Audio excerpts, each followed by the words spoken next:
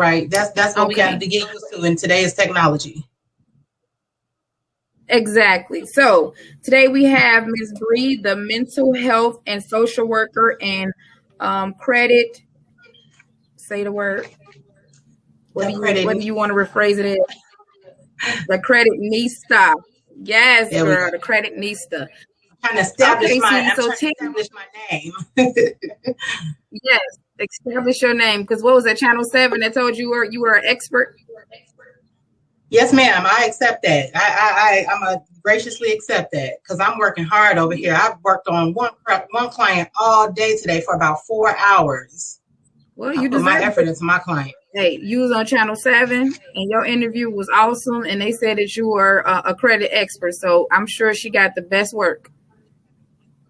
Thank you. I appreciate that. You might see me with this fan. That's because it's 80 degrees right here where I'm at in Holland. I'm in Michigan. It is hot. Yes. Yeah, it's 80. Okay. So, okay. Well, we're going to jump in. But before we do that, I want you to tell us about what you do and tell us about your website so we can all tune in because believe it or not, it's a lot of people out there that need your help. Yep. And that's the reason why I did a brief segment on ABC7, not ABC7, but it was Fox 17 actually here in the local Grand Rapids, Michigan area. But because of the pandemic, a lot of people have been having a lot of financial hardships. So they felt like it was relevant to what's going on in the world. And they just kind of wanted to help me reach out to my local community. So I really appreciated the platform. It's brought a lot of new clients, with April being Financial Literacy Month. And then prior to that, March was Women's History Month. So just highlighting a women's business and then a woman of color, I appreciate that as well. My website is lakeshorefinancialsolutions.com. I can be found on Facebook under, I didn't change it. Lakeshore Credit Management and Repair Services. It's kind of long, so I'm thinking about making that a little bit more concise. And on IG as Lakeshore Credit. Okay, great. Okay, so we're going to, well, you know what? Yes, we're going to go ahead and jump in. I just want to make sure that I sound good. I was just trying to make sure that my reception was good. Okay. So your first question is, do you think that we as Blacks deserve our 40 acres and a mule and why? Yes, ma'am. I most definitely do. And I feel like we almost, we need that and some at this point. I feel like there was an unfair advantage from the very beginning due to a lot of historical things that we don't talk about as much as we should in this country.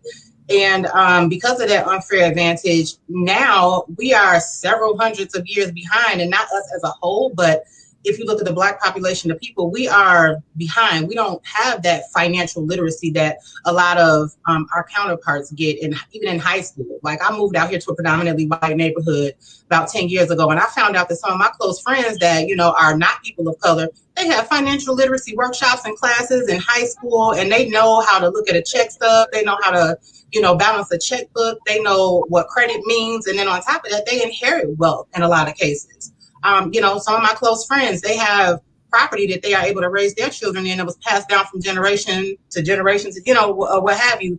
We don't have those kind of opportunities as often as we see, in the families of some of our counterparts. And I believe that it's because of the history of oppression in the Black community. So yes, ma'am, I definitely do think that we do deserve our 40 acres and a mule and some. Yeah, because a lot of people don't understand that we start off with a credit score of 400 and our others, their credit score starts off at a 700. So, yep. And people don't really understand that. And they really feel like that it's us just trying to say, oh, we want something. We just begging for something and we don't want to go out and get nothing. Oh, no, we go out and get, and we work and we built this land and deserve to be equal.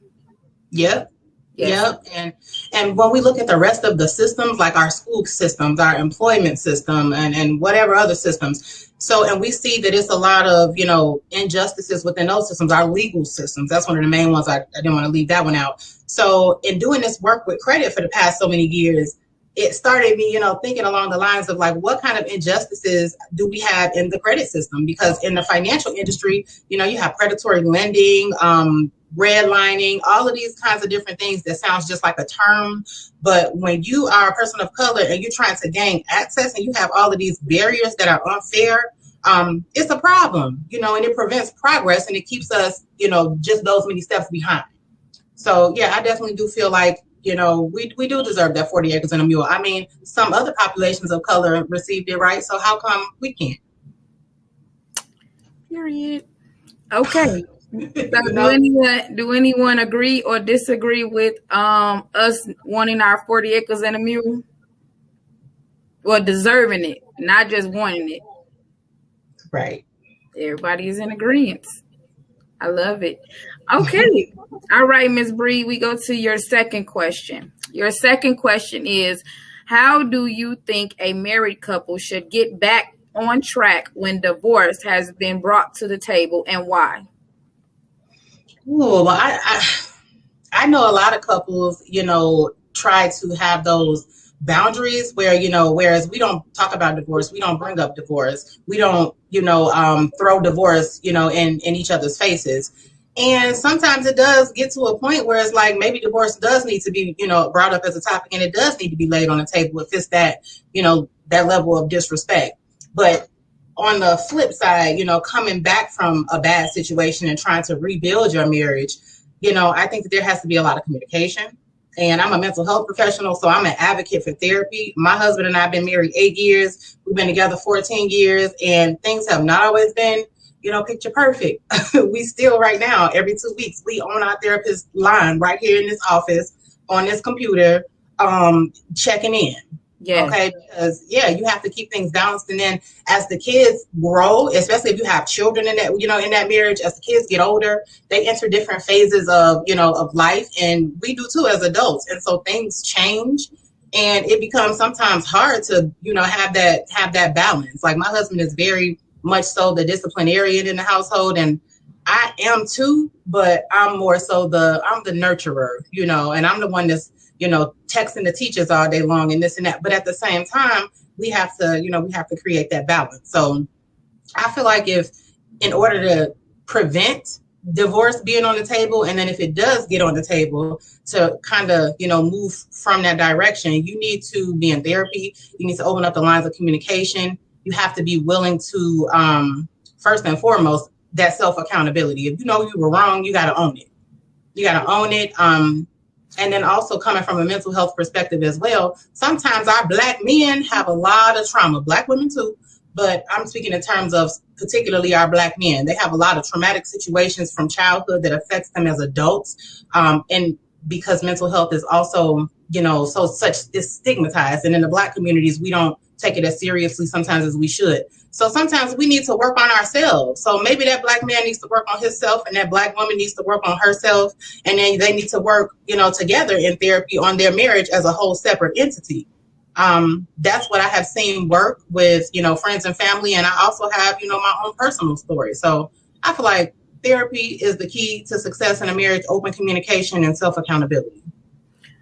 That's dope. And the whole thing of, I'm agreeing with you, because the whole thing of a Black man, well, a man period, is he's the head of the household.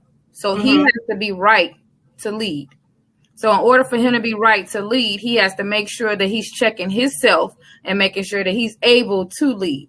And a lot of times when you do that, it's not about a woman telling you what you're doing wrong or past stuff telling you what you did wrong. It's about going to counseling and discussing things. And that counselor will actually make you realize what you're doing wrong and what path led you this way because of your actions. And then that sets you up for greatness when it comes to you being a head of a household. So we to uplift the man of the house is one way of making sure that you can get back on track. But also it's a phrase that we use that it says it has to be two people fighting in the ring for you to take it off the table. So if two people are not fighting and you're the only one that's doing the fighting. That part, because I have seen that happen as well. And then it's the relationship has taken a totally different turn when both parties were engaged in fighting and willing to do what it takes to get the marriage back on track. So you got to make sure that you're, in alignment with that as well.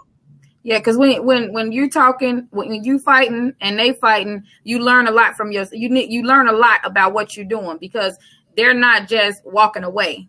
Mm-hmm. They're making you own up to what it is, and you making them own up to what it is. When you just walk away, nobody knows what's going on. I can't read your mind. In my mind, I'm doing everything perfect. In your mind, you do everything wrong. Tell me. You see what I'm saying? Right. Exactly. Yep. Yep. And sometimes in therapy, your therapist is going to break that stuff down and say, okay, well, you need to, she will give you a different, he or she will give you a different perspective and a different lens to be able to understand your partner's perspective or point of view. Oh, believe me and my husband went to the marriage counseling. I am pro counseling. I think everybody should. I think even if you're not married, I think everyone should actually go to one session of counseling, period. That it's too much trauma and too much in the world that's going on that you putting all on your shoulders. You should go to counseling. Yeah. And get it out. Let somebody that's not biased look at you and talk to you and see what's really wrong. Yep, I wholeheartedly agree with that. And then also, sometimes people have different experiences. Sometimes you might have a bad experience. Sometimes it might take for you to go to a couple of different therapists, to find that one that you feel like you can connect with, the person that you feel like, can you connected with and you have that understanding. Google, if you Google, how do I know my therapist is right for me? They will tell you what to look for. So please use Google. Google will tell you who you need to be searching for. It's just a couple of clicks. Click, click, click, click. Answer this, click, click, click. And then they will literally tell you what you look for in their little bio. And it tells you. So y'all better Google who y'all therapist should be and go get at least one session. Okay, well, Ms. Bree, the Creditista, I'm so thankful that you came on my show. Say your website again and where they can find you.